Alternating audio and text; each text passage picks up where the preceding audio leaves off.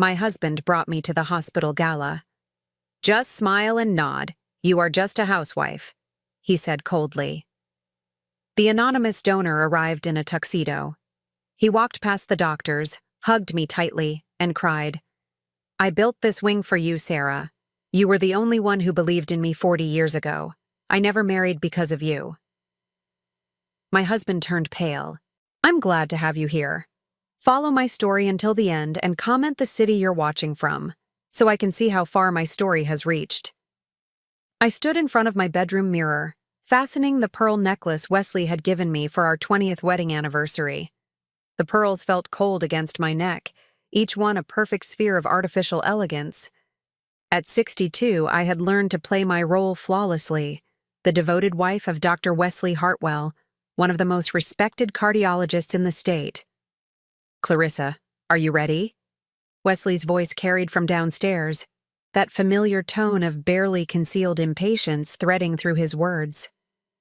"Coming, dear," I called back, taking one last look at myself. The navy blue dress he had chosen for me hung perfectly, conservative yet elegant. My graying hair was styled in the understated way he preferred, nothing too attention-grabbing. After 39 years of marriage, I knew exactly what was expected of me. The drive to St. Mary's Medical Center took 23 minutes through the tree-lined streets of our affluent neighborhood. Wesley spoke about the evening ahead, his voice taking on that lecturing tone I knew so well. "This is an important night for the hospital," he said, his fingers drumming against the steering wheel of his black Mercedes. "The anonymous donor is finally revealing himself. $50 million for the new pediatric wing. It's unprecedented." I nodded appropriately, watching the familiar streets pass by. "That's wonderful, Wesley. The children will benefit so much." "Just remember," he continued, his voice dropping to that carefully controlled tone that always made my chest tighten. "Tonight isn't about us. You're there to support me, nothing more. Smile, nod when spoken to, and let me handle any medical conversations. These people don't need to hear opinions from a housewife," I finished quietly, the words leaving a bitter taste in my mouth. Wesley glanced at me, his expression softening slightly. "I didn't mean it like that, darling. You know I respect what you do at home. But tonight is business. Professional business. You understand, don't you?" I understood perfectly. I had understood for 39 years. The hospital's grand ballroom had been transformed into something from a magazine.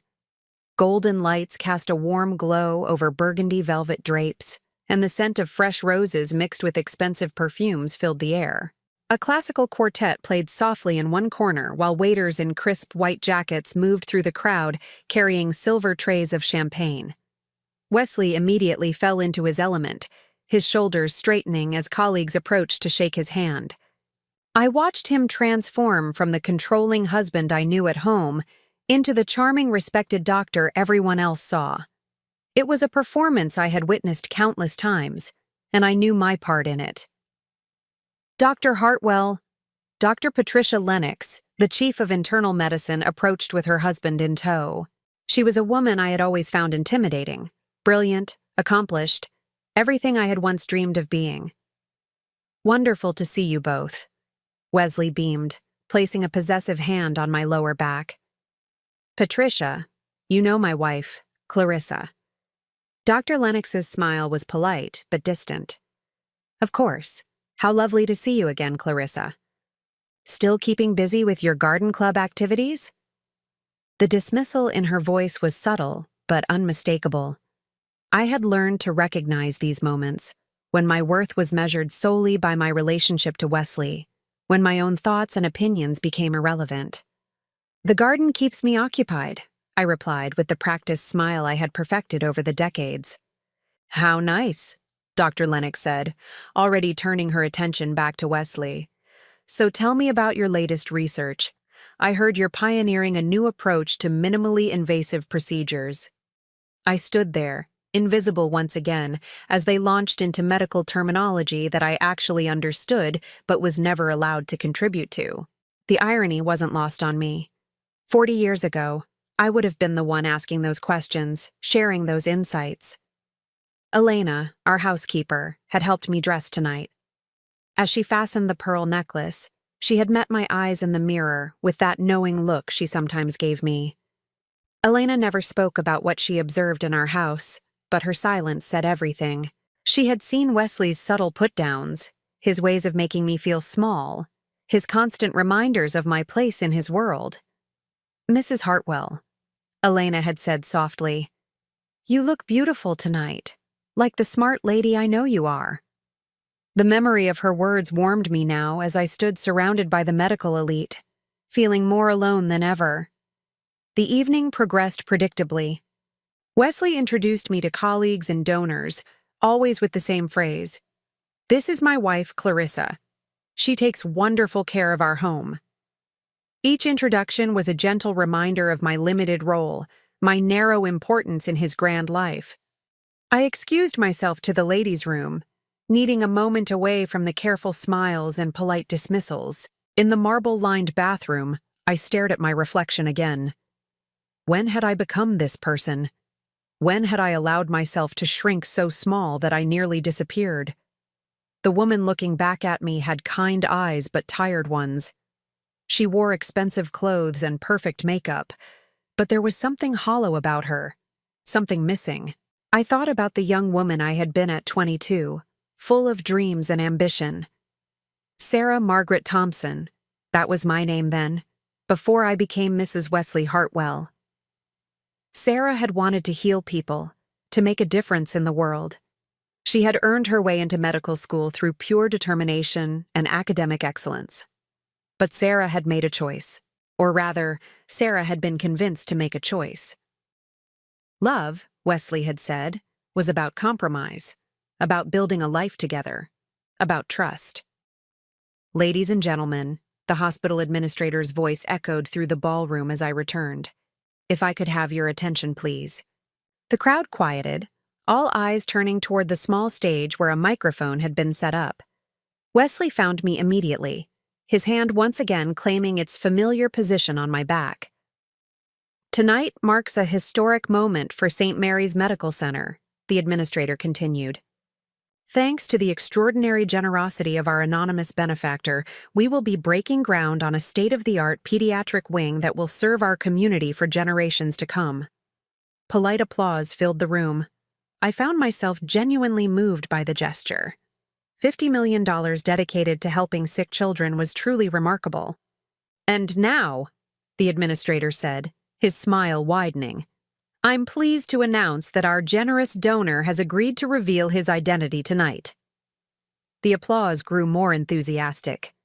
Beside me, Wesley straightened, his professional curiosity clearly piqued. "Ladies and gentlemen, please join me in welcoming Mr. Harrison Mitchell, founder and CEO of Mitchell Pharmaceuticals." The name hit me like a physical blow. Harrison Mitchell. After 40 years, I heard that name and felt something inside my chest crack open.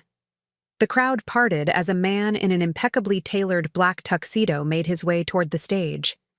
He was tall, distinguished, with silver hair and the kind of confident bearing that came from success earned rather than inherited. But it was his eyes that made my breath catch, those same intelligent, caring eyes I remembered from a lifetime ago. Wesley's hand tightened on my back, and I realized I must have made some sound, some involuntary reaction. "Do you know him?" Wesley asked quietly, his voice carrying a note I couldn't quite identify. I couldn't answer. I couldn't even breathe properly. Harrison Mitchell stood at that microphone, thanking the crowd for their support, explaining his vision for pediatric care, but all I could hear was the rushing of my own blood in my ears. He looked different, of course. 40 years would change anyone, but the essence of him, that passionate dedication, that gentle strength, remained exactly as I remembered. "The new wing," Harrison was saying, his voice carrying easily through the sound system, "will be dedicated to someone very special. Someone who taught me that healing isn't just about medicine, it's about hope, compassion, and never giving up on the people we love." I felt Wesley's curious gaze on me, but I couldn't look away from the stage. Harrison's eyes were scanning the crowd now, searching. In fact, he continued, his voice softening, that person is here tonight. And then his gaze found mine across the crowded room. Time stopped. 40 years collapsed into nothing. I saw recognition flicker in his eyes, followed by something deeper. Joy, pain, longing, all mixed together in an expression that made my knees weak. He stepped away from the microphone, moving through the crowd with purpose. People stepped aside, probably thinking he was heading to greet hospital administrators or major donors. But I knew better. I knew exactly where he was going. Wesley's hand pressed harder against my back, a warning I couldn't heed even if I wanted to. Harrison walked straight to me, his eyes never leaving mine. When he reached us, he ignored Wesley entirely. He opened his arms, and without thinking, I stepped into them. The embrace was everything I remembered and nothing like I expected. Strong arms surrounded me, and for a moment, the carefully constructed world I had built around myself crumbled completely. "Sarah," he whispered against my ear, his voice thick with emotion. The name fell between us like a stone thrown into still water, sending ripples through everything. When he pulled back slightly, his hand still resting gently on my shoulders, his eyes were bright with unshed tears. "I built this wing for you, Sarah," he said, his voice carrying clearly in the suddenly silent ballroom. "You were the only one who believed in me 40 years ago." The silence around us was deafening. I could feel Wesley's shock radiating from beside me, could sense the curious stares of everyone in the room. Harrison's voice grew stronger, more certain. "I never married because of you." Wesley's face had gone completely white. The silence that followed Harrison's words seemed to stretch forever. I stood there, caught between two worlds, the safe, suffocating life I had built with Wesley, and the passionate dreams I had buried so deep I had almost convinced myself they never existed. Wesley's grip on my arm was firm now, possessive in a way that suddenly felt less protective and more controlling. "I think there's been some mistake," Wesley said, his voice carefully modulated but carrying an edge that anyone who knew him well would recognize as danger. "My wife's name is Clarissa." Harrison's eyes never left mine as he responded. "Her name was Sarah when I knew her. Dr. Sarah Thompson, one of the most brilliant medical students I ever had the privilege to study alongside." Dr. Sarah Thompson. The name hit me like a physical blow, bringing back memories I had spent decades trying to suppress. The late nights in the medical library, the rush of understanding complex diagnoses, the dreams of saving lives and making a difference. The woman I had been before I became Mrs. Wesley Hartwell. "Sarah doesn't exist anymore," I managed to whisper, my voice barely audible even to myself. Harrison's expression softened, and for a moment, I saw past the successful businessman to the young medical student I had once known. "She does. She's standing right in front of me." The crowd around us had begun to murmur, sensing drama but not understanding its source. I could feel the weight of their stares, their curiosity, their judgment. This wasn't how I had imagined this evening would go. This wasn't how any evening was supposed to go in my carefully ordered life. "Perhaps we should continue this conversation privately," Wesley interjected, his professional charm back in place, but his eyes cold as ice. "I'm sure Mr. Mitchell has many people he needs to greet tonight." But Harrison wasn't backing down. "Actually, I was hoping to speak with Sarah, with Clarissa, about the position I have in mind for the new wing, as the administrative director of pediatric services." The words hung in the air like a challenge. Administrative director, a real position, a chance to return to the medical world that had once been my passion, my calling. Wesley's laugh was sharp, dismissive. "I'm afraid my wife isn't qualified for that kind of responsibility. She's been out of the medical field for, well, decades." The condescension in his voice made something inside me burn. But Harrison's next words made that burn turn into a flame. "On the contrary," Harrison said calmly. I've followed Sarah's academic record. She graduated summa cum laude from Johns Hopkins undergraduate program. She completed 2 years of medical school before. His pause was deliberate, meaningful. Before other priorities took precedence. Other priorities. That was one way to describe it.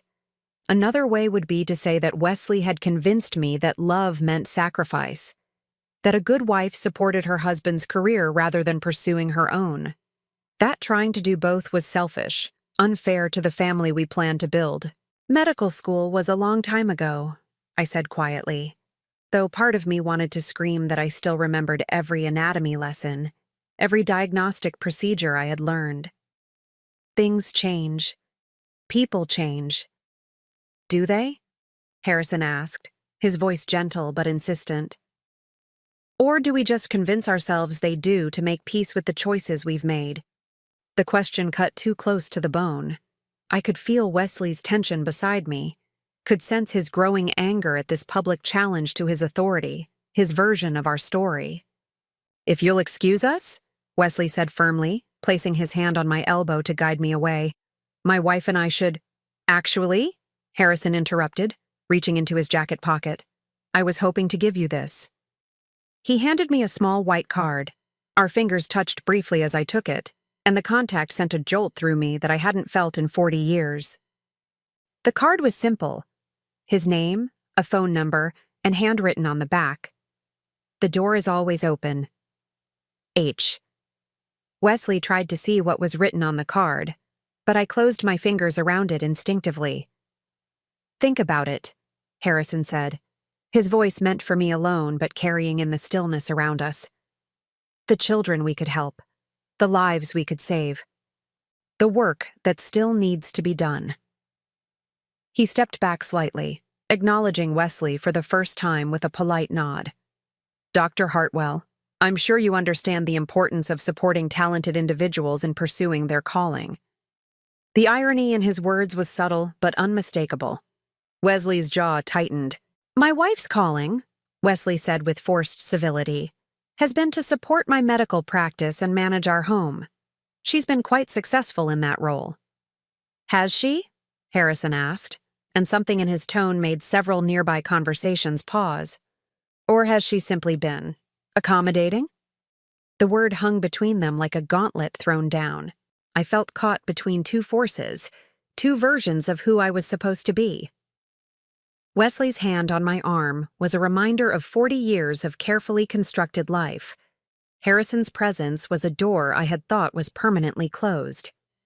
I should get some air, I said suddenly, needing space to think, to breathe, to process what was happening. But as I started to move toward the ballroom's French doors that led to the terrace, Harrison's voice stopped me. Sarah, he said, and the name still felt like coming home. I meant what I said, about never marrying. I turned back to face him, aware that Wesley was watching every micro-expression on my face. After we lost touch, I threw myself into my studies, then my research, then building the company. I kept telling myself I was waiting for the right person. His smile was sad, self-deprecating. But the truth was, I was waiting for you to realize you deserved better than settling for less than your dreams. Wesley stepped forward then, his professional facade cracking. Now you listen here. No, Harrison said calmly. I think it's time someone listened to her. He turned to me again, his eyes intense but kind. What do you want, Sarah? Not what anyone else wants for you. What do you want? The question was simple and devastating. When was the last time anyone had asked me what I wanted? When was the last time I had even asked myself? I looked around the ballroom, at all these accomplished medical professionals, at the life I could have had. Then I looked at Wesley, whose face had gone red with barely contained fury at being challenged so publicly. I started, then stopped. The words felt foreign in my mouth. She wants to go home, Wesley answered for me, his tone brooking no argument. This has been quite enough excitement for one evening. but I didn't move. Something in Harrison's presence, in his unwavering belief that the woman I had been still existed somewhere inside me, made me hesitate. The position, I heard myself saying. What would it involve? Wesley's hand tightened on my arm, a warning, but for the first time in decades, I ignored it. Harrison's face lit up. Overseeing the integration of pediatric services between departments, working with families to coordinate care, developing programs that address not just medical needs but emotional support systems. His voice grew more passionate as he spoke. It's exactly the kind of holistic approach to medicine you used to talk about. Patient advocacy with real authority to make changes. Patient advocacy. The phrase unlocked a memory so vivid it took my breath away. I was 21, sitting in a lecture hall, taking notes on a professor's discussion of patient-centered care. I had raised my hand to ask about implementing support systems for families dealing with chronic pediatric illnesses. The professor had praised my question, said it showed the kind of thinking that would make me an excellent physician. Wesley had been in that same lecture hall that day. It was where we met, actually. He had approached me afterward, impressed by my question, charmed by my passion for helping children. At 35, he was already an established doctor, sophisticated and confident in ways that made 21-year-old me feel special, chosen. "You're wasting your time on pediatrics," he had said during one of our early dates. "Cardiology is where the real money is, the real prestige. Adults who can appreciate the complexity of what you're doing." But it had never been about money or prestige for me. It had been about the children. "I'd have to think about it," I said finally, my voice stronger than I expected. Wesley's grip on my arm became almost painful. "Clarissa, we need to discuss this privately." "Yes," Harrison said, understanding in his eyes. "Of course, but don't think too long. Sometimes opportunities have expiration dates." He nodded politely to Wesley, then turned to me one last time. "It was good to see you again, Sarah. Really good." As he walked away, disappearing back into the crowd of admirers and medical colleagues, I realized I was trembling. The business card felt like it was burning in my palm. Wesley guided me toward the exit with firm determination, nodding curtly to people who tried to engage us in conversation. The drive home was silent except for the sound of his breathing, which grew more controlled and measured with each mile, a sure sign of the storm building inside him. Our house on Magnolia Heights Drive looked exactly as it had when we left, perfectly manicured, impressively large, and somehow cold despite its warm lighting. Elena had left a single lamp on in the living room, a habit she had developed over the years to make our homecomings feel less stark. It wasn't until we were inside, the door closed and locked behind us, that Wesley finally spoke. "What the hell was that about?" I set my purse down carefully on the marble entryway table, buying myself time. "I'm not sure what you mean." "Don't." His voice was sharp now, all pretense of civility abandoned. "Don't insult my intelligence, Clarissa. You know exactly what I mean." I turned to face him, seeing clearly for the first time in years the man I had married. The charm was gone, replaced by something harder, more calculating. "Harrison Mitchell is someone I knew in medical school," I said carefully, "before we met.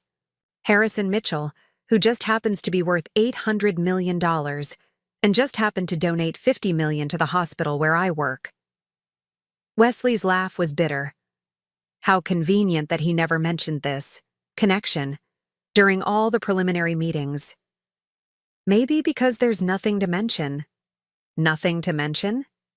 Wesley stepped closer, his voice dropping to that carefully controlled tone that I had learned to recognize as dangerous. "He called you Sarah. He said he built a hospital wing for you. He offered you a job, and you stood there like what, Wesley? Like you were considering it."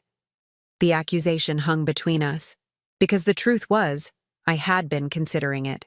For just a moment, standing in that ballroom, I had allowed myself to imagine a different life. A life where my opinions mattered, where my intelligence was valued, where I was more than just someone's wife. It was a surprise, I said finally. I hadn't seen him in 40 years. But you knew he was successful. No, don't lie to me. Wesley's voice was getting louder now, his control slipping. You don't react the way you reacted tonight to someone you barely remember. You don't light up like that for a casual acquaintance. Light up? Had I lit up? I thought about Harrison's presence, the way it had felt to be seen, really seen, by someone who remembered who I used to be. I was surprised, I repeated. That's all? Wesley stared at me for a long moment, his eyes searching my face for something I couldn't identify. Then, abruptly, he turned and walked to the bar cart in the living room. 40 years, he said, pouring himself 3 fingers of scotch. 40 years I've given you everything. A beautiful home, financial security, social standing. I've protected you, provided for you. Never asked for anything more than loyalty. Loyalty. The word sat strangely in the air between us. And I've been loyal, I said quietly. Have you? He turned back to face me, glass in hand. Because tonight, standing there in front of half the medical community, it sure didn't look like loyalty. It looked like a woman who was ready to throw away everything we've built for the fantasy of what might have been. That's not... He offered you a job, Clarissa. A job you're not qualified for. A job you haven't worked toward.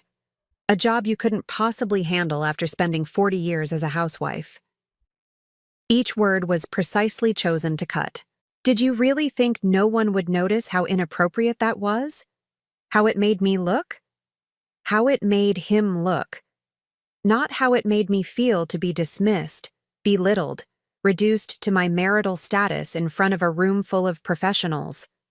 How it made him look. Maybe I could handle it, I said. The words surprising me as much as they seemed to surprise Wesley. He actually laughed. Handle it? Clarissa, you haven't worked outside this house in decades. You've never managed a budget larger than our household expenses. You've never supervised staff or handled administrative responsibilities. What makes you think you could walk into a major medical center and run a department? Each question felt like a small slap, designed to remind me of my limitations, my narrow world, my lack of qualifications for anything beyond the life he had chosen for me. But something inside me, something that had been sleeping for 40 years, stirred to life. I completed 2 years of medical school, I said quietly. I had a 4.0 grade average. I was offered research positions that I turned down to marry you. Wesley's expression hardened. Medical school was 40 years ago. The field has completely changed. You'd be lost in a week. Would I? Yes. And more importantly, you'd embarrass yourself. And me. He took a long sip of his scotch, watching me over the rim of the glass. Is that really what you want? To make a fool of yourself chasing some middle-aged fantasy because an old flame showed up with more money than sense? The card in my palm seemed to pulse with possibility, but Wesley's words were designed to make that possibility feel shameful, unrealistic, foolish. I wasn't chasing anything, I said. I was just listening. Well, stop listening. And throw away whatever he gave you. We stared at each other across our beautiful, cold living room. Outside, I could hear the wind rustling through the magnolia trees that gave our street its name. Inside, the grandfather clock marked the seconds with mechanical precision. I think I'll go to bed, I said finally. Wesley nodded, already turning back to his scotch. Good. And Clarissa? Tomorrow we're going to forget this entire evening happened. We're going to go back to our normal life and pretend that man never walked into that ballroom. I climbed the stairs slowly, my hand trailing along the mahogany banister Wesley was so proud of. In our bedroom, I sat on the edge of the bed and finally opened my palm to look at Harrison's card again. The door is always open. But as I sat there in the darkness of my beautiful, empty bedroom, I wondered if some doors, once closed, could ever really be opened again. I didn't sleep that night. I lay in bed beside Wesley, listening to his measured breathing, turning Harrison's business card over and over in my fingers until the edges were soft from handling. Every time I closed my eyes, I saw his face at the gala, older, distinguished, but with the same passionate intensity I remembered from our medical school days. Sarah Margaret Thompson. I hadn't heard that name spoken aloud in 40 years, but hearing it had awakened something in me that I thought was dead and buried. When dawn finally crept through our bedroom curtains, I slipped quietly out of bed and padded down to the kitchen. Elena wouldn't arrive for another 2 hours, and Wesley never came downstairs before 7:30. For once, I had the house to myself. I made coffee with shaking hands and sat at our granite kitchen island, staring out at the garden I had spent years perfecting. Every flower, every shrub, every carefully planned border was a testament to the life I had built with Wesley. Beautiful, controlled, and ultimately, empty. The coffee was bitter, or maybe that was just the taste of regret in my mouth. I found myself remembering things I had forced myself to forget. Like the way Harrison used to study, completely focused, but always ready to help anyone who was struggling. He had this gift for explaining complex concepts in ways that made them crystal clear. More than once, he had helped me through particularly difficult anatomy or pharmacology problems, but it was more than his academic brilliance that had drawn me to him. Harrison genuinely cared about his future patients in a way that went beyond textbook knowledge. He would stay after lectures to ask professors about cutting-edge research, not to show off, but because he was genuinely passionate about finding better ways to heal people. Wesley, even then, had been different. Polished, confident, already thinking like an established doctor rather than a student still learning. When he approached me after that lecture on patient-centered care, he hadn't been interested in discussing the medical concepts. He had been interested in me. "You're wasting your passion on pediatrics," he had told me during our third date, as we sat in an expensive restaurant I never could have afforded on my student budget. Children can't appreciate the complexity of medical intervention the way adults can. There's no intellectual challenge there. I had tried to explain that it wasn't about intellectual challenge for me. It was about helping the most vulnerable patients, the ones who couldn't advocate for themselves. But Wesley had smiled that indulgent smile and changed the subject. The sound of footsteps on the stairs pulled me back to the present. Wesley appeared in the kitchen doorway, already dressed in his perfectly pressed shirt and tie, his silver hair styled exactly the way it had been for the past 20 years. "You're up early," he observed, moving toward the coffee maker. "Couldn't sleep." He poured his coffee with the same precise movements he brought to everything in his life. "I'm not surprised. Last night was challenging." Challenging. That was one word for it. Wesley sat across from me at the island, his expression carefully neutral. "I've been thinking about what happened at the gala, about your reaction to seeing that man." "Harrison," I said quietly. "His name is Harrison." Wesley's jaw tightened almost imperceptibly. "Yes, Harrison Mitchell. I did some research this morning."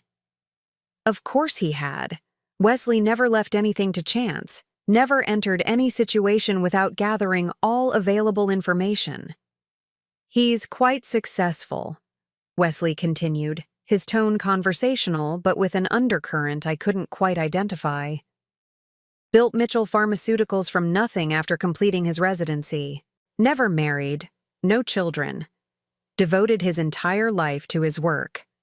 The way he said it made it sound like a character flaw, a life half-lived. "Obsessive personalities often struggle with personal relationships," Wesley added, taking a sip of his coffee. "Too focused on their own ambitions to really invest in other people." I said nothing, but something inside me bristled at his characterization of Harrison.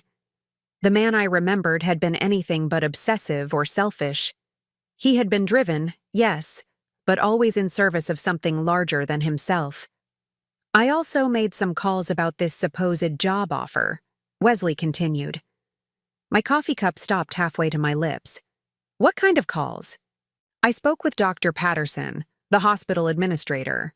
Apparently, Mr. Mitchell did mention wanting to hire someone to oversee the integration of pediatric services, but it was just a passing comment. Nothing official, nothing concrete. Certainly not the kind of position someone with your background could realistically handle. Each word was chosen carefully, designed to deflate any hope I might have harbored about Harrison's offer being real. My background, I repeated softly. Clarissa, I don't mean to be harsh, but we need to be realistic. You haven't worked in a professional environment in decades. You've never managed a staff, never dealt with hospital politics, never handled the kind of regulatory compliance issues that come with administering medical services. His voice was gentle now, the tone he used when he thought he was protecting me from harsh realities. It would be setting yourself up for failure. Maybe, I said, but something in me pushed back. Or maybe I'm more capable than you think. Wesley set his coffee cup down with a sharp clink. What's that supposed to mean? It means I'm not the same person I was at 23. I've spent 40 years managing our household, our finances, our social obligations. I've organized charity events, coordinated with contractors, handled complex scheduling. I'm not some helpless child, Wesley. The word surprised both of us. I hadn't intended to sound so defensive, so assertive. Wesley stared at me for a long moment. Of course you're capable. I never said you weren't. But there's a difference between managing a household and running a medical department. The liability alone would be enormous. One mistake could destroy both our reputations. Both our reputations. Not my reputation, not my risk, but ours. As if my potential failure would somehow reflect on him. What if I didn't fail? I asked quietly. Clarissa, what if I was good at it? What if I actually had something valuable to contribute? Wesley's expression hardened. Is this really what you want? To throw away 40 years of marriage to chase some fantasy job that probably doesn't even exist? I'm not throwing away anything. I'm just thinking. About what? About him? Wesley leaned forward, his voice dropping to that controlled tone that always made me nervous. Because if this is about rekindling some college romance, it's not about Harrison, I said, though I wasn't entirely sure that was true. It's about me, about who I am, who I might have been. You are my wife. You are the woman I've loved and provided for 40 years. Isn't that enough? The question hung between us like a challenge. Was it enough? Had it ever been enough? I need some air, I said, standing abruptly. I think I'll work in the garden for a while. Wesley nodded, but his expression remained troubled. Just promise me you'll think carefully before you do anything rash. We have a good life, Clarissa. Don't let one evening of nostalgia destroy what we've built. I walked outside into my carefully tended garden, breathing in the scent of jasmine and morning dew. This had always been my sanctuary, the one place in our house that was entirely mine. Wesley never showed any interest in gardening, so he had given me free rein to design and maintain it however I wanted. Sitting on the stone bench I had positioned beneath the old oak tree, I pulled Harrison's business card from my pocket and studied it again. The paper was expensive, simple, elegant, professional, but not ostentatious. I found myself wondering what his life had been like for the past 40 years. Wesley made it sound like Harrison had lived some kind of sterile, lonely existence, too focused on work to build meaningful relationships. But what if that wasn't true? What if Harrison had simply chosen a different path, one that allowed him to pursue his passions without compromise? My phone buzzed in my pocket, a text message from an unknown number. Sarah, I hope you don't mind me reaching out directly. I got your number from the hospital directory. I wanted to apologize if I put you in an awkward position last night. That wasn't my intention. I just wanted you to know that the offer I made was completely serious. If you'd like to discuss it further, I'll be in town for the next few days. No pressure, just conversation between old friends. Harrison. I read the message 3 times, my heart racing. He had called me Sarah again, and he was serious about the job offer. I started to type a response, then stopped, then started again. Harrison, it was good to see you too. The offer is unexpected. I'm not sure what to think.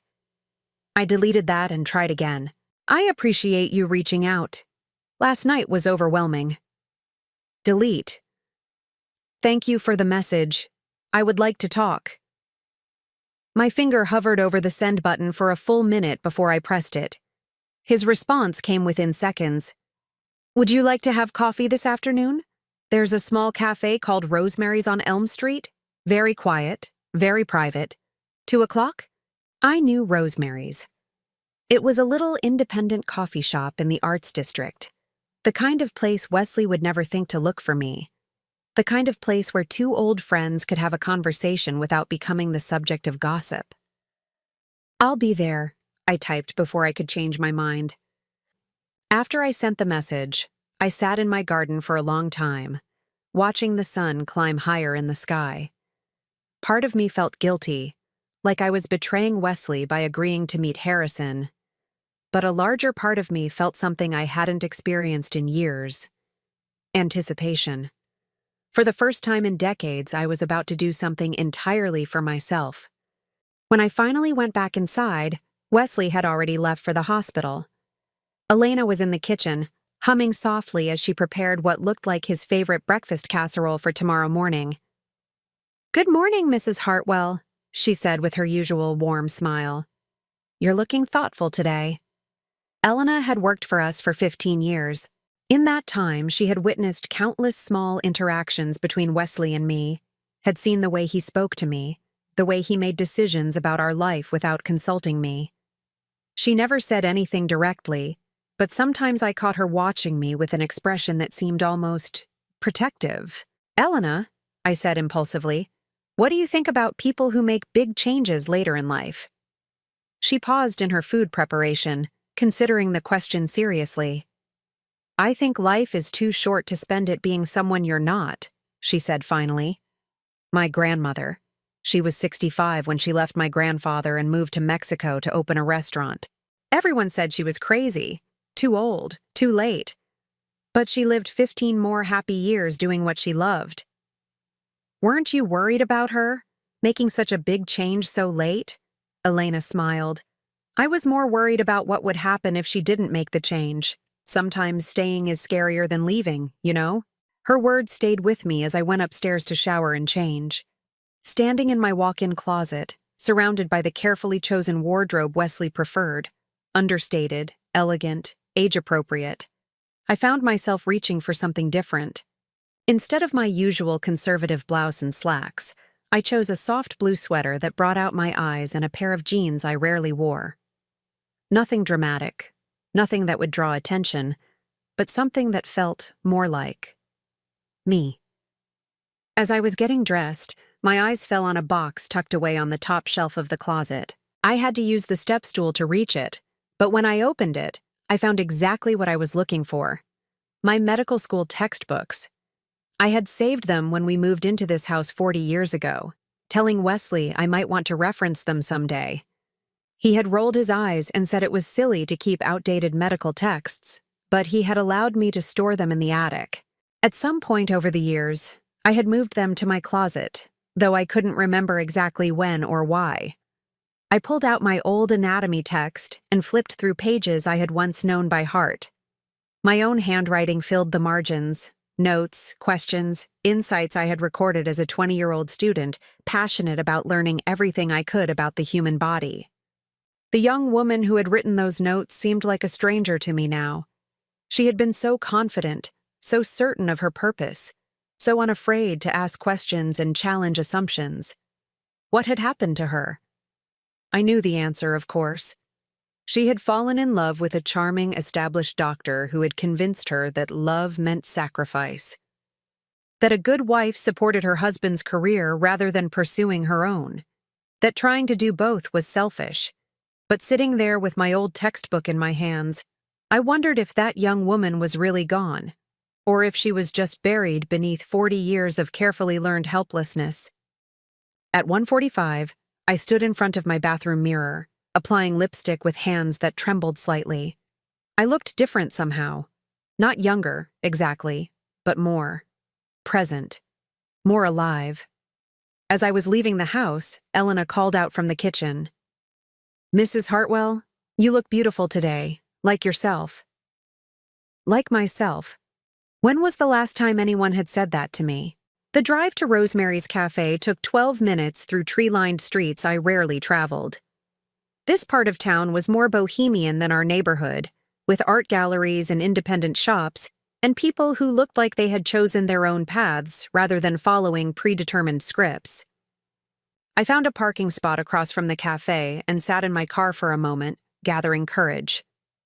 Through the large windows, I could see Harrison already seated at a corner table, reading what looked like a medical journal. Even after 40 years, he still had that same focused intensity I remembered.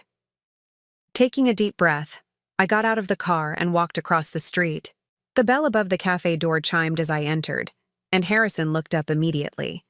His face lit up with a smile that was both familiar and completely new. "Sarah," he said, standing to greet me. "Thank you for coming."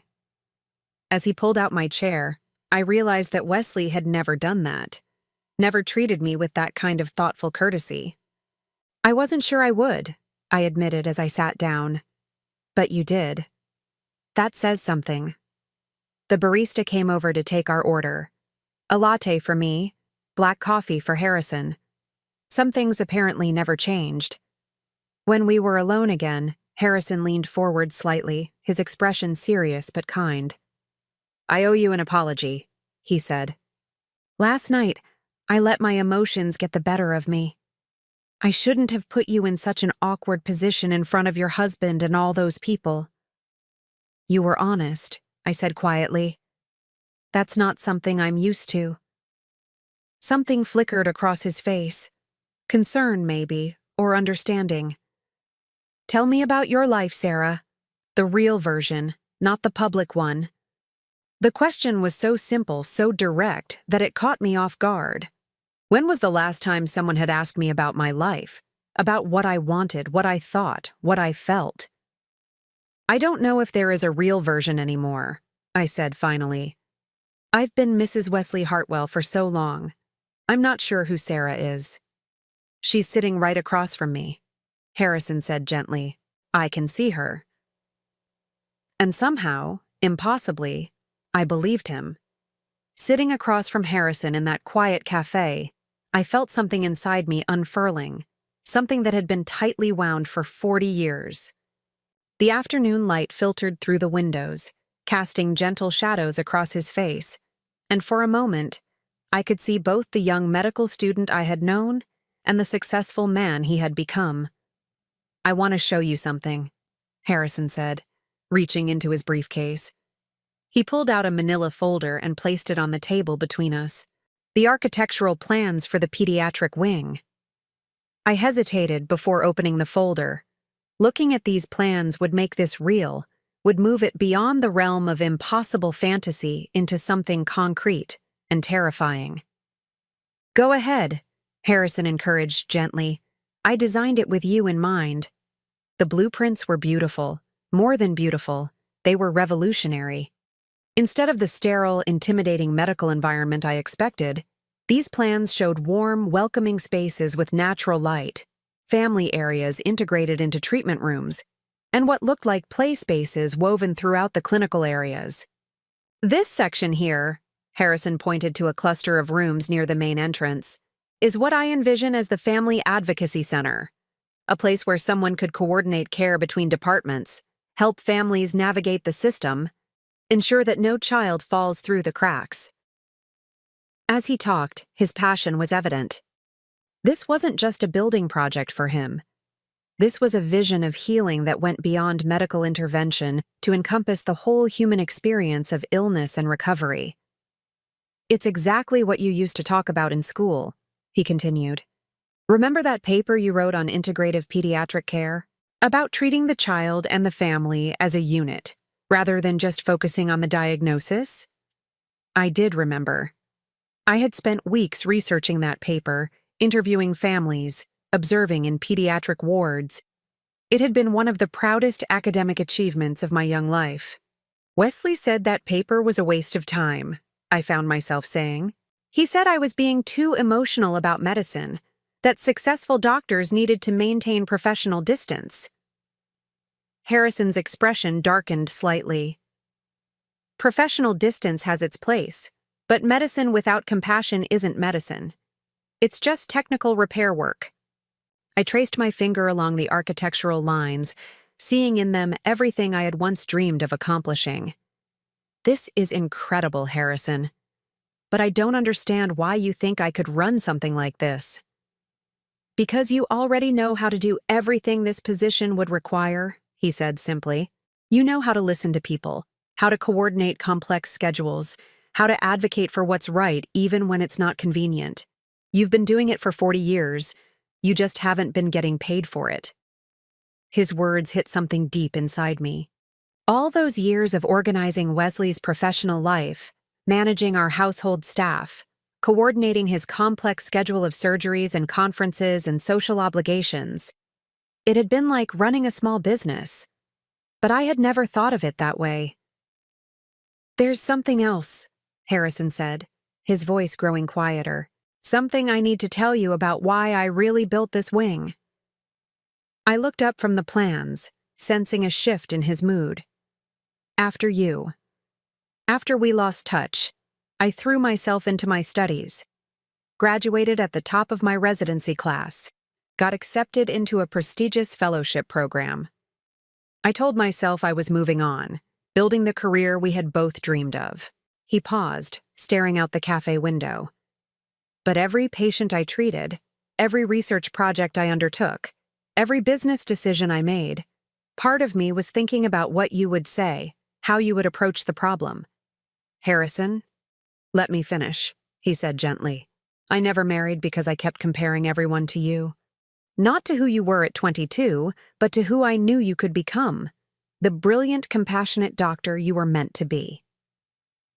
The confession hung between us, heavy with 40 years of what-ifs and might-have-beens. You can't build a life around someone who doesn't exist anymore, I said softly. But you do exist. You're sitting right here. His eyes met mine, intense and certain. Sarah, I've spent 4 decades building something I hoped would be worthy of the woman who believed I could change the world when I was just a struggling medical student. I felt tears threatening and blinked them back. That's a lot of pressure to put on someone. It's not pressure. It's possibility. Harrison reached across the table and gently touched my hand. I'm not asking you to be someone you're not. I'm asking you to remember who you are. His touch sent a jolt through me, not of attraction exactly, but of recognition. The feeling of being seen, really seen, by someone who remembered when I had dreams of my own. Tell me about the job, I said, needing to focus on something concrete, something manageable. Harrison's face lit up. The administrative director position would involve coordinating care between pediatric subspecialties, developing family support programs, and overseeing the integration of new services. You'd work directly with department heads to ensure seamless patient experiences. As he described the role, I found myself mentally organizing the challenges, thinking through solutions, feeling that old excitement of tackling complex problems. The salary would be $150,000 annually to start, Harrison continued, with full benefits and opportunities for advancement based on performance. $150,000. I tried to process that number. Wesley gave me a monthly allowance of $2,000 for personal expenses, treating it like generous largesse. The idea of earning my own salary, having my own financial independence, was both thrilling and terrifying. What about my lack of recent experience? I asked. That's why we'd start with a 6-month trial period. You'd shadow the current interim director, attend department meetings, get familiar with hospital systems. No pressure, no permanent commitment unless we're both confident it's working. A trial period. A chance to dip my toe in the water without diving off a cliff. I'd need to think about it, I said, though part of me wanted to say yes immediately. Of course. But Sarah, there's something else you should know. Harrison's expression grew serious. I did some research after I saw you last night. I wanted to understand what happened after medical school, how you ended up where you are. My stomach tightened. What kind of research? I still have contacts at Johns Hopkins. I asked about your academic record. His jaw tightened slightly. Did you know that you were accepted into the pediatric residency program at Children's Hospital? Full funding. Fast track to attending physician status. The words hit me like a physical blow. That's not. Wesley said I wasn't accepted anywhere. He said my grades weren't strong enough for competitive programs. Harrison's eyes filled with something like anger. Your grades were excellent. Top 5% of your class. The residency director specifically mentioned you as one of the most promising candidates they'd seen. The cafe seemed to spin around me. But I never got an acceptance letter. The letters were sent to your home address, the same address where you were living with Wesley after your engagement. Understanding crashed over me like a wave. Wesley had intercepted my acceptance letters. He had lied to me about my prospects, convinced me that my medical career was a dead end, also that I would choose marriage over my dreams. "Oh my God," I whispered. Harrison leaned forward, concern clear on his face. "I'm sorry. I debated whether to tell you. But I thought you deserved to know. He lied to me." The words came out flat, emotionless, because the full weight of the betrayal was too large to process all at once. For 40 years, he let me believe I wasn't good enough. "Sarah!" He stole my life. My voice was getting louder, and other cafe patrons were starting to glance in our direction. He deliberately sabotaged my career and then spent 4 decades making me feel grateful for the sacrifice. Harrison reached across the table and took my hand again, his touch steady and grounding. "I know this is devastating. I know it changes everything. But it also means something important. You were never the failure he convinced you that you were." I stared down at his hand covering mine, trying to absorb the magnitude of what I had just learned. All those years of Wesley's subtle put-downs, his reminders that I wasn't qualified for professional work, his insistence that he was protecting me from a world I couldn't handle, all of it built on a foundation of lies. "What do I do with this information?" I asked, my voice barely above a whisper. "That's up to you. But Sarah, you have options now. You have proof that you were never meant to be just someone's wife. You were meant to be a doctor, a healer, someone who makes a difference in the world." The weight of possibility was almost overwhelming. For 40 years, I had accepted Wesley's version of events, his explanation of why my dreams had to be sacrificed for our marriage. But if he had been lying, if I had been capable all along. "I need to go," I said suddenly, standing up from the table. "I need to think about this." Harrison stood as well, his expression understanding.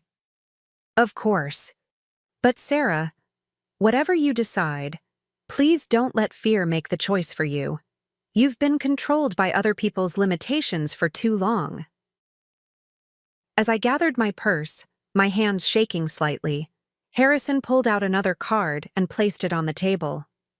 "This has my personal cell phone number," he said. "Call me if you want to talk, day or night. And if you decide you want to tour the hospital, see what we're building, the offer stands."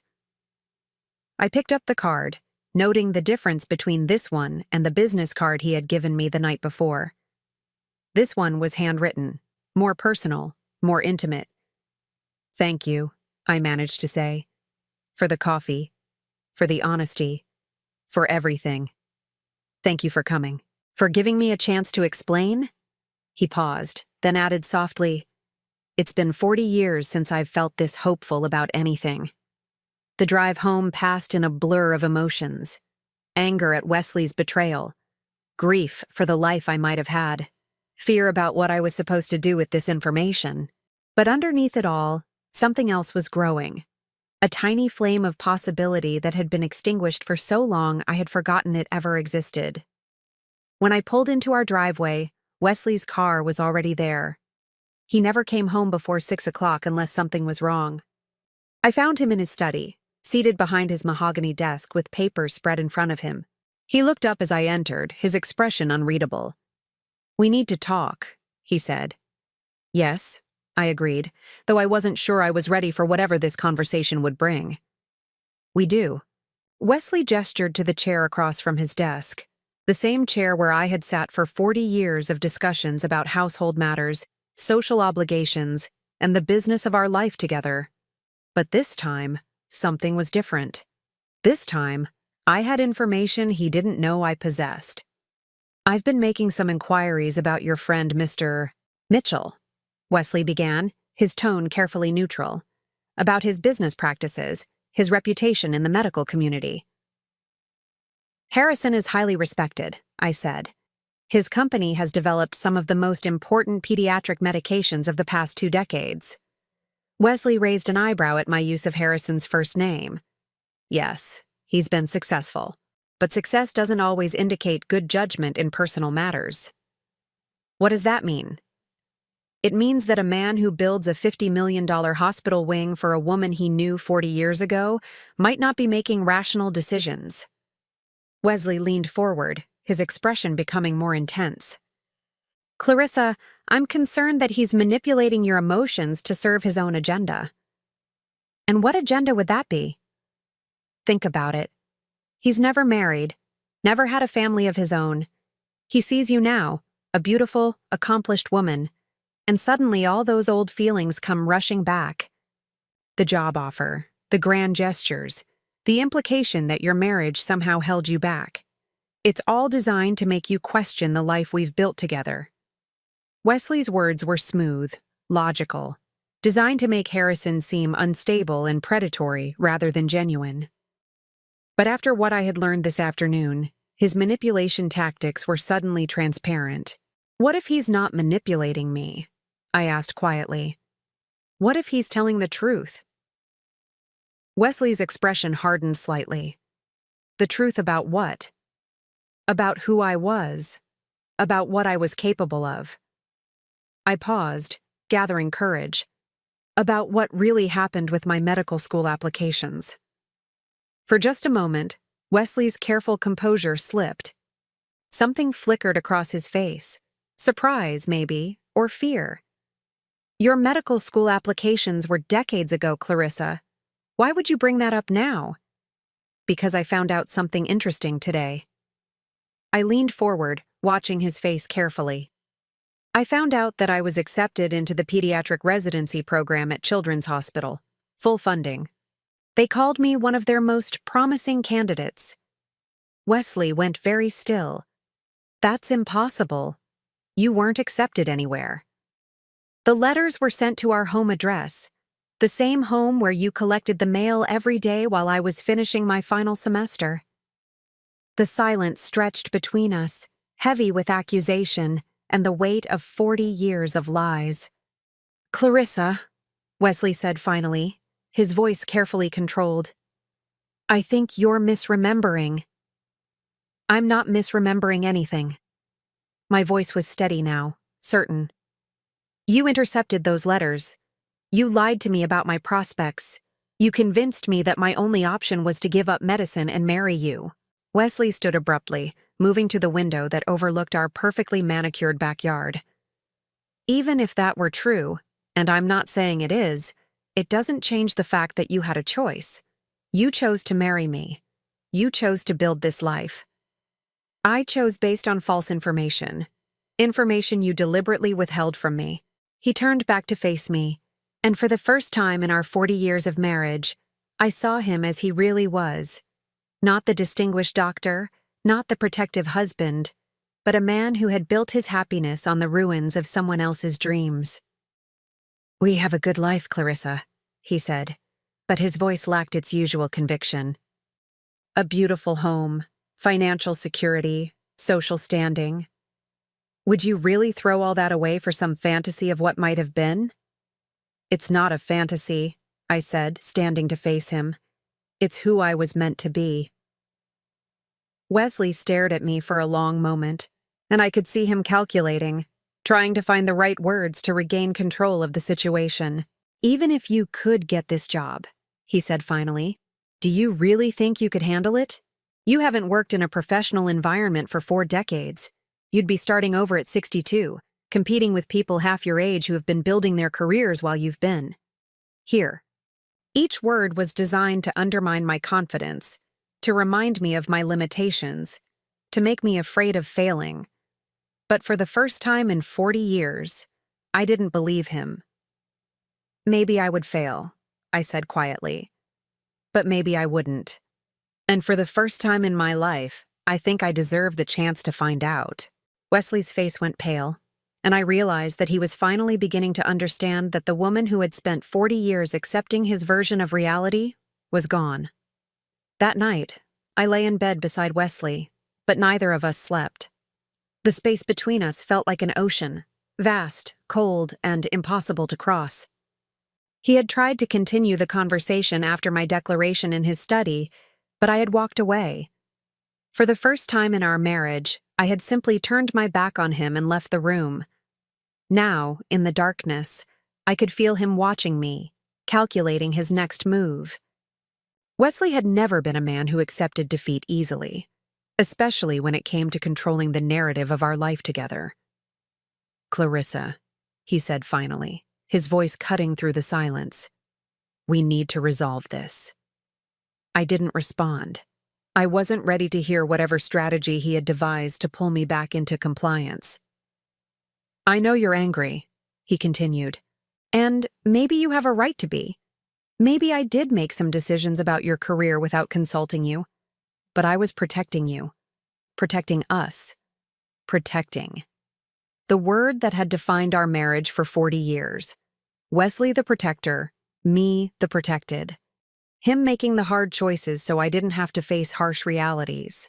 Medical school would have been brutal for you, he said, his voice taking on that reasonable, caring tone he used when he wanted to seem wise rather than controlling. The competition, the hours, the pressure. I saw what it did to people, how it destroyed relationships, how it consumed lives. I couldn't bear to watch that happen to you. I turned over to face him in the darkness, seeing his profile outlined by the moonlight filtering through our bedroom curtains. That wasn't your choice to make, I said quietly. Wasn't it? We were engaged. We were planning a life together. Doesn't partnership mean making decisions that benefit both people, not just one? The argument was so perfectly crafted, so reasonable sounding, that for a moment I almost believed it. This was Wesley's gift. The ability to make his selfishness sound like sacrifice, his control seem like care. But I had spent the afternoon with someone who had known me when I was strong, when I was capable, when I believed I could change the world.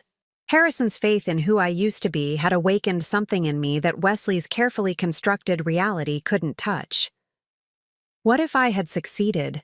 I asked. What if medical school had been challenging but not impossible? What if I had thrived? Wesley was quiet for a long moment. But you might not have. And failure would have devastated you. So you made sure I never had the chance to find out. I made sure you never had to risk everything on an uncertain outcome. His voice grew softer, more intimate. Clarissa, I loved you. I wanted to build a life with you. Medical school would have delayed that for years, maybe made it impossible. We would have been apart during your residency, struggling financially, never seeing each other. Is that really what you wanted? The question hung between us, and I realized he was still doing it, still trying to convince me that his version of events was the only reasonable one, that my dreams had been naive fantasies that would have led to disappointment. But I remembered the young woman who had written those careful notes in her medical textbooks, who had stayed up all night studying because she was passionate about learning how to heal people. That woman hadn't been naive.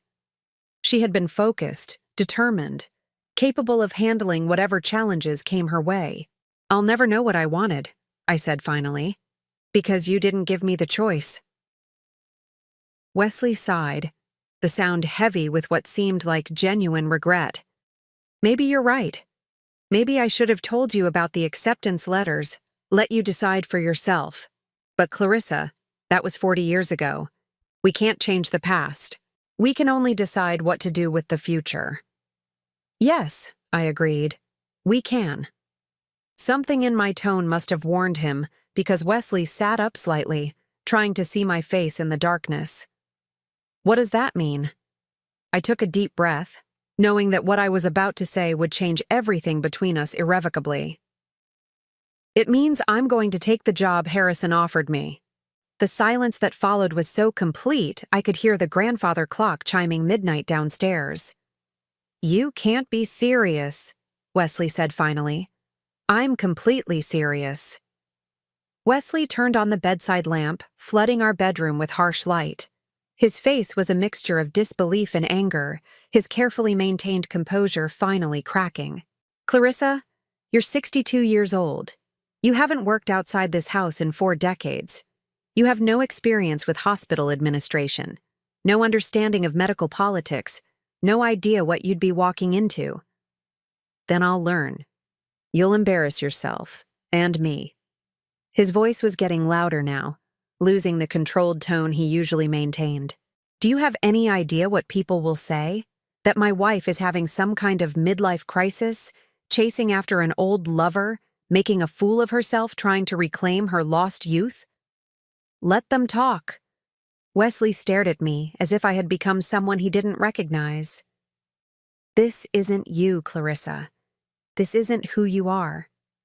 No, I said, sitting up to face him directly. This is exactly who I am. You just spent 40 years making sure I forgot. Wesley got out of bed, pacing to the window and back, his agitation obvious. This is about him, isn't it? About Harrison Mitchell. He's manipulating you, using your emotions to get what he wants. And what does he want, Wesley? What could he possibly gain from offering me a job? Revenge, Wesley said immediately. Revenge against me for marrying you, against you for choosing me over him. He wants to destroy our marriage as payback for losing you 40 years ago. The accusation was so absurd, so clearly a projection of Wesley's own manipulative tendencies onto Harrison, that I almost laughed. Or maybe, I said calmly, he just believes I'm capable of doing good work. Based on what? A conversation you had as college students?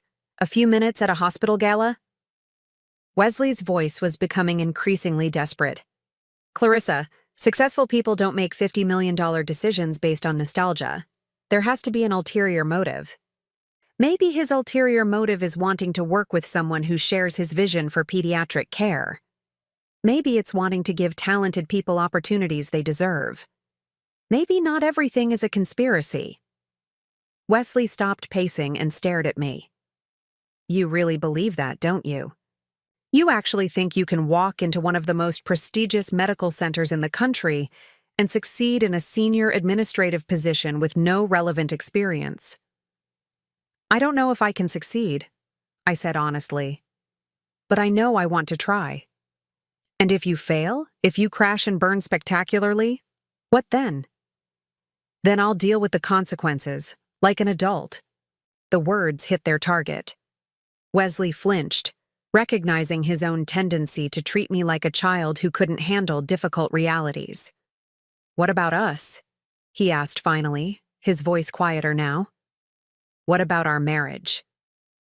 It was the question I had been dreading, the one I didn't have a good answer for. I don't know, I admitted. But I know I can't keep living the way we've been living. I can't keep pretending that being protected is the same thing as being loved.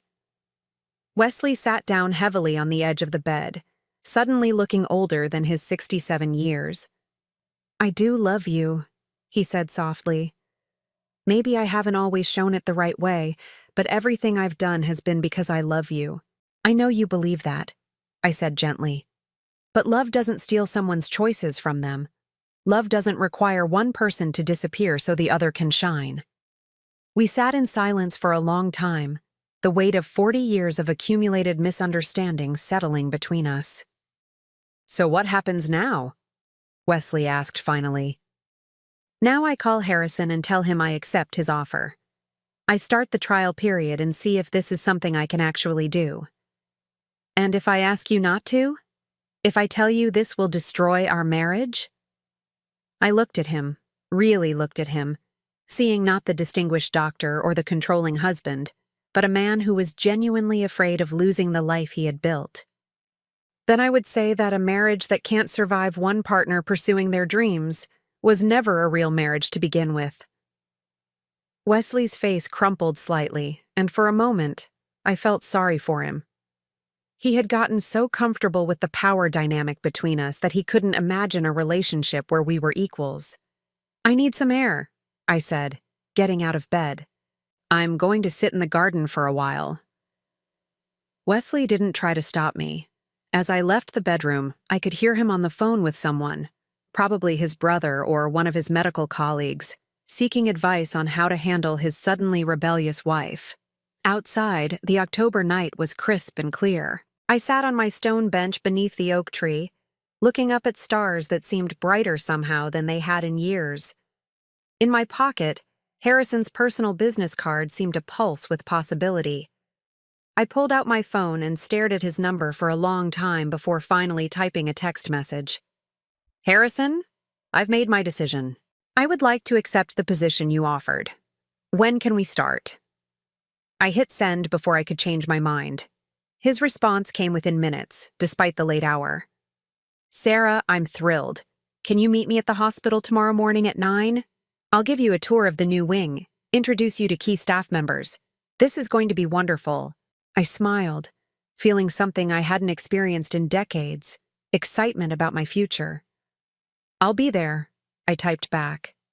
As I was putting my phone away, the French doors to the house opened and Elena appeared, wearing a robe and slippers. "Mrs. Hartwell?"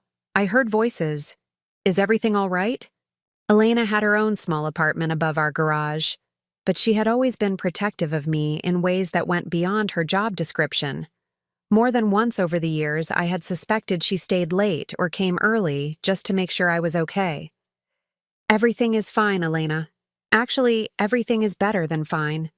I looked at her kind, worried face. "I got a job."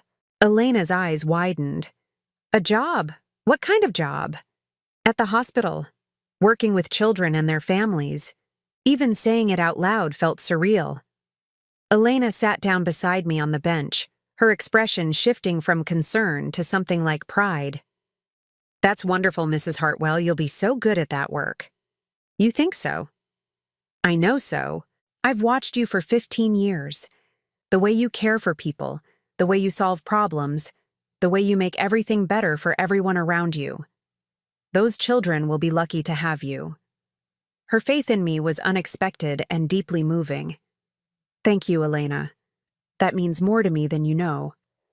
We sat together in comfortable silence, watching the stars. Finally, Elena spoke again. "What about Dr. Hartwell? Is he happy about your new job?" I considered how to answer that question honestly. "Dr. Hartwell is concerned about changes to our routine," I said finally. Elena nodded knowingly. Change is hard for some people, especially when they're used to things being a certain way. "Yes, it is." But you know what my grandmother used to say? She said that a bird in a cage might feel safe, but it never learns to fly." Her words hit me with unexpected force. "Your grandmother sounds like a wise woman." "She was, and she would have liked you very much." Elena stood up, pulling her robe tighter against the cool air. "Mrs. Hartwell, if you need anything for your new job, help with clothes or transportation or anything, you just let me know." "Thank you, Elena, for everything." After Elena went back inside, I remained in the garden for another hour, planning my new life. Tomorrow I would tour the hospital, meet the people I would be working with, begin to understand the scope of what I was taking on. It was terrifying and exhilarating in equal measure. When I finally went back inside, Wesley was lying in bed with his back to me, pretending to be asleep. I got dressed quietly in the bathroom, choosing clothes for my hospital visit, a navy blazer and gray slacks that felt professional without being too formal. As I was leaving the next morning, I found a note from Wesley on the kitchen counter. "Clarissa, I hope you'll reconsider this decision. We have built something beautiful together. Don't let an old fantasy destroy what's real. I folded the note carefully and put it in my purse, not as a keepsake but as a reminder. For 40 years, Wesley had been telling me what was real and what was fantasy. He had convinced me that my dreams were naive, that my capabilities were limited, that my proper place was in the shadows of his life. But as I drove toward the hospital, toward Harrison and the possibility of reclaiming the person I used to be, I realized that the only fantasy had been believing I was meant to live such a small life. At exactly 9 o'clock, I walked through the entrance of St. Mary's Medical Center, wearing my navy blazer and carrying a leather portfolio I had found in the back of my closet. I felt nervous and uncertain and more alive than I had in decades. Harrison was waiting for me in the lobby, his face lighting up when he saw me. "Sarah," he said, approaching with a smile that made me feel like anything was possible. "Welcome to your new life." 6 months later, I stood in my new office overlooking the pediatric wing, watching the morning sun stream through windows that had been designed to let in as much natural light as possible. The nameplate on my door read, Dr. Sarah Mitchell, Director of Family Advocacy Services, a name that still felt both foreign and completely right every time I saw it. The transition hadn't been easy. Those first weeks had been a whirlwind of learning hospital systems, understanding insurance protocols, and navigating the complex personalities of medical professionals who had initially been skeptical of the doctor's wife, who thought she could run a department. But I had proven them wrong. More importantly, I had proven myself wrong about what I was capable of at 62. The Family Advocacy Center had become exactly what Harrison and I had envisioned. A place where frightened parents could find guidance, where children facing long-term treatment could get educational support, where families dealing with impossible medical decisions could find both practical help and emotional support. Yesterday, I had helped coordinate care for a 7-year-old girl with leukemia, whose family was struggling to navigate treatment options at 3 different hospitals. Last week, I had worked with the social work team to arrange temporary housing for a family whose premature twins needed months of specialized care. This morning, I had a meeting with the Hospital Foundation about expanding our family support programs. It was work that mattered, work that made a difference, work that used every skill I had developed over 40 years of managing complex situations, just applied to a purpose larger than maintaining Wesley's comfortable life. My phone buzzed with a text from Elena, who had become not just my housekeeper but one of my closest confidants during the dramatic changes of the past 6 months. "How is the first day of your new life going? Remember to eat lunch." E. I smiled, typing back quickly. "Wonderful and terrifying. Lunch at 12:30, I promise." The divorce papers had been finalized last week. Wesley had fought it initially, hiring an expensive attorney and making threats about what my leaving would cost me financially. But Harrison had quietly connected me with a lawyer who specialized in cases where one spouse had been economically controlled by the other, and we had built a strong case for alimony based on my 40 years of supporting Wesley's career at the expense of my own.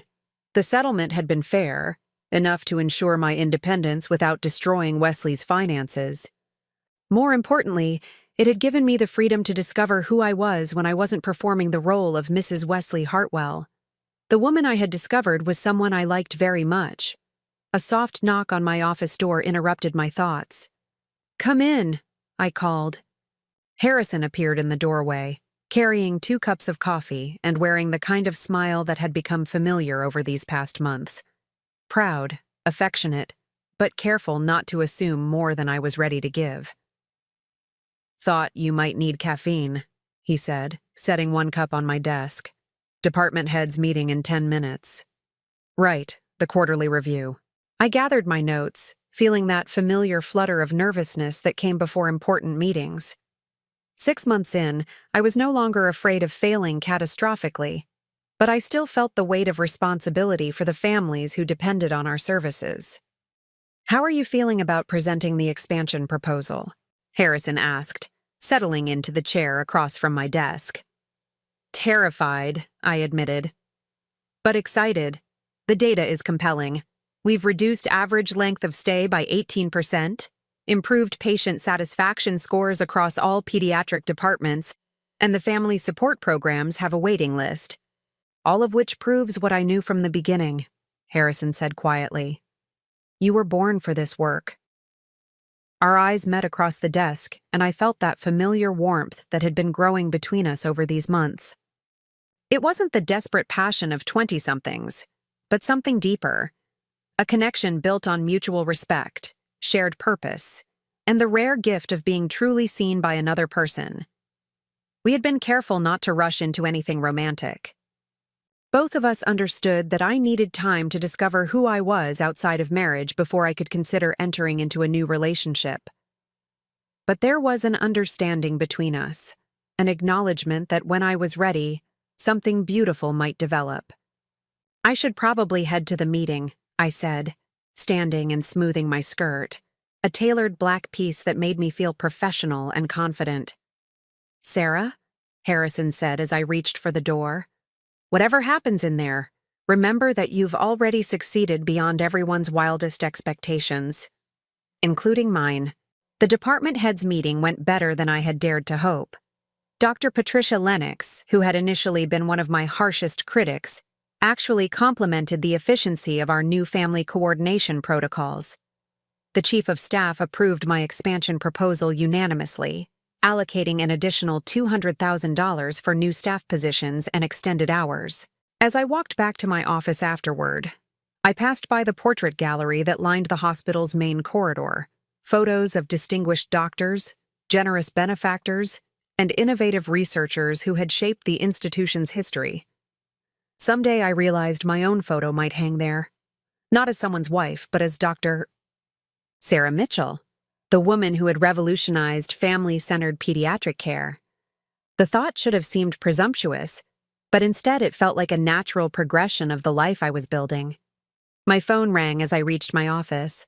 Wesley's name appeared on the screen, and I hesitated before answering. We had spoken only a few times since the divorce was finalized. Brief and carefully polite conversations about dividing household items and closing joint accounts. Hello, Wesley. Clarissa. He still called me by the name he had chosen for me, unable or unwilling to accept my return to Sarah. I hope I'm not interrupting anything important. I have a few minutes. What can I do for you? A pause. I was calling to congratulate you, actually. I heard about your expansion proposal being approved. Patricia Lennox mentioned it at a medical society meeting. I was surprised by the genuine warmth in his voice.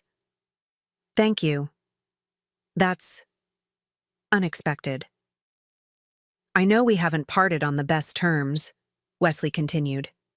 And I know I made mistakes in our marriage. Big mistakes. But seeing what you've accomplished these past 6 months, I'm proud of you, Clarissa. Really proud. The admission caught me off guard. This was the closest Wesley had ever come to acknowledging that he had been wrong about my capabilities. I appreciate that, Wesley. I know this hasn't been easy for either of us. No, it hasn't. Another pause. For what it's worth, I think I finally understand why you had to leave. I spent 40 years trying to keep you safe from failure, but I never gave you the chance to succeed. The insight was more than I had expected from him, a level of self-awareness that suggested real growth. We both did the best we could with what we knew at the time, I said gently. I don't regret our marriage, Wesley, but I don't regret leaving it either. I hope you're happy. Really happy. I am. For the first time in a very long time, I am. After we hung up, I sat in my office for a long time, looking out at the children's garden that had been part of Harrison's original design. Families moved through the space, parents pushing strollers, siblings playing on specially designed equipment, teenagers sitting together on benches, all of them dealing with the stress of having a sick child, but finding moments of normalcy in this carefully created space. This was what I did now. I created spaces, both literal and metaphorical, where healing could happen not just for patients, but for entire families. A knock on my door brought me back to the present. "Come in." Harrison appeared again, but this time his expression was different, excited, almost nervous. "Do you have dinner plans tonight?" he asked. "Nothing special. Why?" "Because I have something I want to show you. Something I've been working on for a while." Curiosity piqued, I agreed to meet him at 7 o'clock at an address he wrote on a piece of paper. It was in the Arts District, not far from the cafe where we had that first conversation 6 months ago. That evening, I drove through the tree-lined streets of the Arts District, passing galleries and independent shops and restaurants filled with people who looked like they had chosen their own paths. When I reached the address Harrison had given me, I found myself in front of a beautifully restored Victorian house with a small brass plaque beside the front door. Harrison was waiting on the front porch, his expression mixing excitement with something that looked like vulnerability. "What is this place?" I asked, climbing the steps to meet him. "Read the plaque," he said softly. I looked down at the brass nameplate. "The Sarah Thompson Foundation for Medical Education, providing scholarships for students pursuing careers in pediatric medicine." I stared at the plaque, trying to process what I was seeing. "Harrison, what did you do?" "I established a foundation in your name. Your real name." His words came out in a rush, as if he had been rehearsing them. "It will provide full scholarships for students who want to specialize in pediatric medicine, but can't afford medical school. Especially students from underserved communities, first-generation college graduates, people who might otherwise never have the chance." I felt tears building in my eyes. "You used my maiden name. Because that's who you were when you inspired me to believe that medicine could change the world. Sarah Thompson, the brilliant student who believed that healing required both scientific excellence and deep compassion." He opened the front door, revealing a beautiful interior that had been converted into offices and meeting spaces. The walls were lined with photos of medical students, scholarship recipients, and young doctors who were already making a difference in pediatric care. "The foundation has already funded 12 full scholarships," Harrison continued, his voice growing stronger. "4 of those students have completed their residencies and are now practicing pediatric medicine in rural communities that desperately need them." I walked through the space in wonder, reading the stories of young people whose lives had been changed by educational opportunities they never could have afforded otherwise. These were kids like I had been, smart, passionate, determined, but without the financial resources to pursue their dreams. "Harrison, this is incredible. But why my name? Why not your own?" He was quiet for a long moment, watching me explore the space. "Because you taught me something I never forgot, even during the 40 years when I thought I had lost you forever." "What's that?" "That the best way to honor the gifts we've been given is to make sure other people get the same chances we had." His voice grew softer. "And because I wanted to create something that would last long after we're both gone. Something that would keep your spirit alive in the work that mattered most to you." I turned to face him, tears flowing freely now. "This is the most beautiful thing anyone has ever done for me." "Sarah," Harrison said, stepping closer, "I need to tell you something. Something I should have said months ago." My heart started beating faster, sensing that we were approaching a moment that would change everything between us. "What is it?" "I love you." Not the 22-year-old student I fell for in medical school, not some idealized memory of who you used to be. I love the woman you are now, strong, compassionate, brilliant, brave enough to rebuild her entire life at 62. His voice was steady, certain. "I love the way you fight for families who can't fight for themselves. I love how you've turned your own painful experience into wisdom that helps other people heal." The words hung between us, beautiful and terrifying, and exactly what I had been hoping to hear for months but hadn't dared to expect. "I love you too," I said, the admission feeling both surprising and inevitable. "I think I started falling for you again the moment you called me Sarah at that gala. You were the first person in 40 years who saw me as I really am, instead of who someone else wanted me to be. Harrison reached for my hands, holding them gently. So what happens now? I smiled, feeling lighter and more hopeful than I had since I was 22 years old. Now we find out what we can build together when both people get to be themselves. He kissed me then, soft and sweet and full of possibility. It was a kiss that tasted like second chances, like dreams deferred but not destroyed, like the promise of a future neither of us had dared to imagine. When we finally broke apart, I looked around the foundation office again, at the photos of young doctors, at the mission statement on the wall, at the physical manifestation of Harrison's faith in who I had always been meant to be. There's something I want to add to the foundation, I said. What's that? A mentorship program, pairing scholarship recipients with established doctors who can guide them through medical school and residency. People who can help them navigate the challenges and stay focused on why they wanted to become doctors in the first place. Harrison's face lit up. That's perfect. Do you have someone in mind to run the program? I smiled, feeling the last pieces of my new life clicking into place. Actually, I think I might know just the person. As we left the foundation that night, walking hand in hand down the tree-lined street, I realized that my story wasn't one of revenge or dramatic confrontation. It was something quieter but more powerful. The story of a woman who had spent 40 years believing she was meant to live a small life, only to discover that it's never too late to remember who you really are. Now I'm curious about you who listened to my story. What would you do if you were in my place? Have you ever been through something similar? Comment below, and meanwhile, I'm leaving on the final screen 2 other stories that are channel favorites, and they will definitely surprise you. Thank you for watching until here.